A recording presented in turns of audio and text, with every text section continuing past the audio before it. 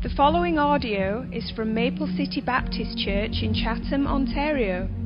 For more information about Maple City, please visit us online at maplecitybaptistchurch.com. Question number 2. Will there be babies and children in heaven, or will we all have bodies the same? I believe that I know what the person is getting at, because there's really 2 questions here. Will there be babies and children in heaven? And if there is babies and children in heaven, will they have bodies that are the same that they currently have, or will they have a different kind of body, a more mature body? So what I want to do is, I think that they're probably asking the second question, but I think the first question is a really good one. So I want to answer both of those questions. The first one is, do babies and children who die go to heaven? So will they be there in the first place? And the question is more difficult, I think, than we initially like to think, because our gut reaction is, of course they do, right? Everybody's gut reaction here, do babies go to heaven? Of course they do. That's our gut reaction. Why? Well, because God is a God of love, so He must take them to heaven. The only thing we must caution against is making our gut reaction determine how God would react or must react can be a dangerous thing. Because even our gut reaction can be wrong. Now, you're right. It's true. We have a God of love. We have a God who is righteous, and He is holy, and He is perfect. And we have a God who will deal righteously. And so everything He does is just and right. But we cannot force an answer simply based on what we think it should be. God has to act the way I think He should act. Okay? Now, some of you are like really scared I'm going that direction with my answer. I think you're gonna be happy with the answer in the end. But I do want to say, what I'm trying to get across is just the answer of I think that they should, so they should, it's not a good enough answer. Okay? We should be going to the Bible and trying to practice good theology and figuring out why we would answer that babies will, in fact, go to heaven. And so we understand from the Bible that babies are born with a sin nature that was passed down from Adam. They are in Adam. Psalm chapter 51, verse 5, David writes, "Behold, I was shapen in iniquity, and in sin did my mother conceive me." What he's saying there is not that his mother was in the act of sin when he was conceived. He's saying that from his conception, he was a sinner. He had a sin nature given to him. And so even before we are able to sin, even before we understand the concept of sin, we are sinners. We are in Adam. And in order to be justified in Christ, we must be saved by His blood. So is there a loophole for babies, children, and those with an intellectual disability? And I believe the answer is yes. I believe they do go to heaven. And I want to give you a couple reasons. And I think the reasons hopefully will get stronger as we go. So if you're not impressed by the first one, don't worry about it. Okay? The first one is this is just an observation. In Numbers chapter 14, verse 29, God is describing the punishment of the Israelites for their complaining and their murmuring in the wilderness and for their sin and for the not trusting Him when the spies went in and came back with the bad report. All of that. So He's describing what their punishment is going to be. And He says, "Your carcasses shall fall in this wilderness, and all they that were numbered of you, according to your whole number, from 20 years old and upward, which have murmured against me." Okay, and he goes on to explain that those will die in the wilderness. They will not be able to enter into the promised land. And the only reason I bring that up is because I can guarantee you that if there were 20-year-olds that were complaining and murmuring and not trusting God, there was also 19-year-olds and 18-year-olds and 17-year-olds. And so for some reason, God placed a greater burden of responsibility on those who were 20 and upward. And the idea is it's those who are willing and able to fight in the army. And so there is more responsibility placed on those who are older. So that's just, like I said, the weakest reason of the bunch. But I just see that there. I think it's interesting. Then in 2 Samuel chapter 12, verse 23, David's son with Bathsheba, his first child, has just died. He's been fasting and praying and asking God to save him. God had already told him that the child would die, and so the child does die. And in 2 Samuel 12:23, it says, "But now he is dead, wherefore should I fast? Why would I continue to fast now that the child is dead? Can I bring him back again? I shall go to him, but he shall not return to me." This is David speaking to his servant saying, there's no reason for me to fast anymore. He's gone. He is not coming back. But someday I will go to him. Now for me, as soon as I read that, I think David is saying, someday I will be with him in heaven. And I think most of us would read it that way, and I think that's a legitimate reading. However, what a skeptic or somebody of the opposite view might say is that he could be referring to the grave and not to heaven. I can't bring him back from the grave, so someday I'll go to the grave. It does seem like he's speaking about a relationship that he's going to have with him someday, but it's possible. It's not just 100%. That's the answer you can go to. Okay, I think there are better answers. However, it does seem like pretty strong evidence that he believes he's going to see his baby again. Number 3, I think we see the importance of rejection in this area of judgment many times in the Bible. In John chapter 12, verse 47, Jesus said, "And if any man hear my words and believe not, I judge him not, for I came not to judge the world, but to save the world. He that rejecteth me and receiveth not my words hath one that judgeth him. The word that I have spoken, the same shall judge him in the last day." So he's saying, my purpose here on earth isn't to go around judging people. However, those people that reject me will be judged. They will be judged in the last day. So there's something about judgment and rejection that go together. And there are times in the Bible where Jesus described the situation of a sinful place like Sodom and Gomorrah, that the judgment on them would be less harsh than those who had more light, more ability to respond to truth and still reject it.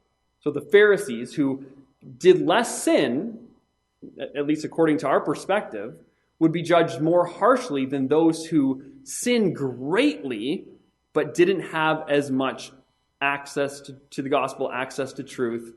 And so the judgment would be less harsh on them.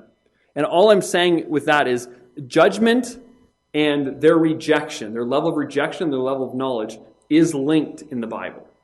Okay? So when we're talking about a baby and a child and somebody with an intellectual disability, we'd obviously say that person did not have light. They did not have the ability to respond. They did not have the ability to accept or reject. Okay? And that leads me to the final answer. And this is Paul's argument of witnesses in Romans. The first time I heard this argument, I was like, that doesn't really make sense to me. And then I looked into it. I was like, you know what? That's actually pretty solid. So, throughout the Old Testament, we see that there are 2 witnesses required to condemn a person for a crime. If you want to be condemned for a crime, you need 2 witnesses. And if you have 2 witnesses, and those witnesses are enough evidence to condemn a person to death.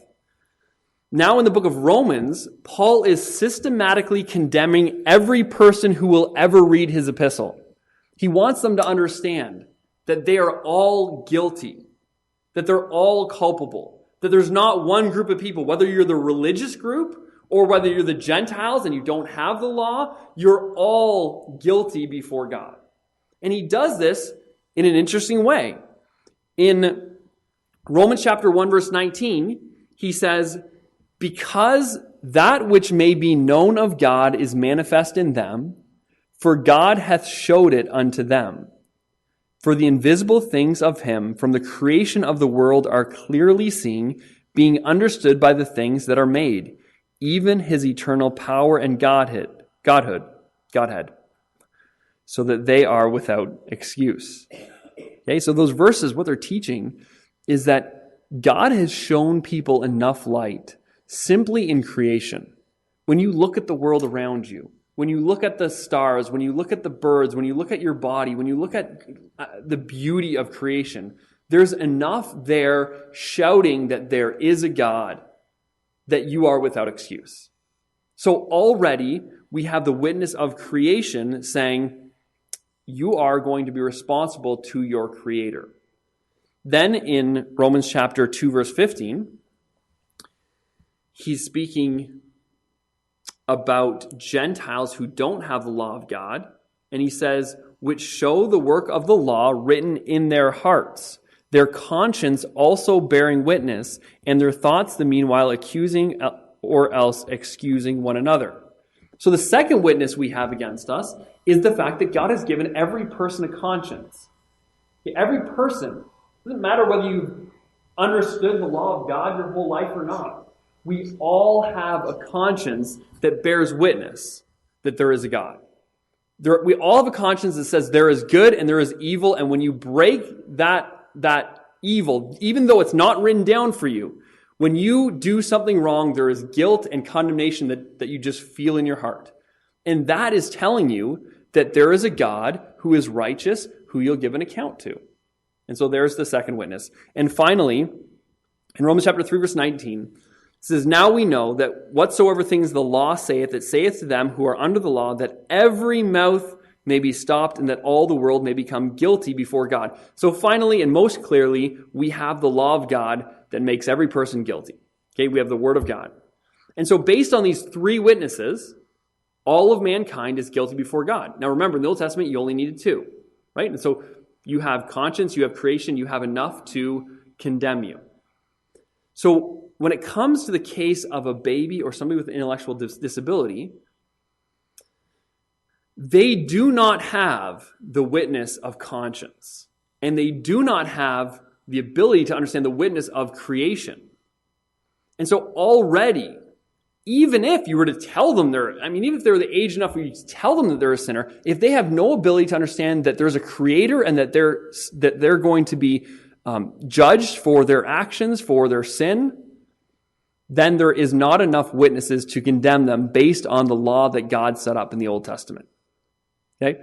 I think that's the best reason that we can bank on that says children and people with a disability will be in heaven. Okay? Does that make sense? All right. Second part of the question, will babies have baby bodies in heaven? Will children look like children in heaven? What will our bodies be like in heaven? Well, it's interesting that Paul gives this answer, not in a really nice way at first. He says in 1 Corinthians chapter 15, verse 35, but some man will say, how are the dead raised up? And with what body do they come? Right? And I think it's a really interesting question. What are our bodies going to be like? What are they going to look like? And he answers, thou fool, that which thou sowest is not quickened except it die. And so he begins by saying and he's not trying to make fun of the people, I don't think. I think he's just trying to say you're not thinking about this whole thing right. And so he's trying to help them understand that they're going to have a very different body than their current body. They're going to have a glorified body.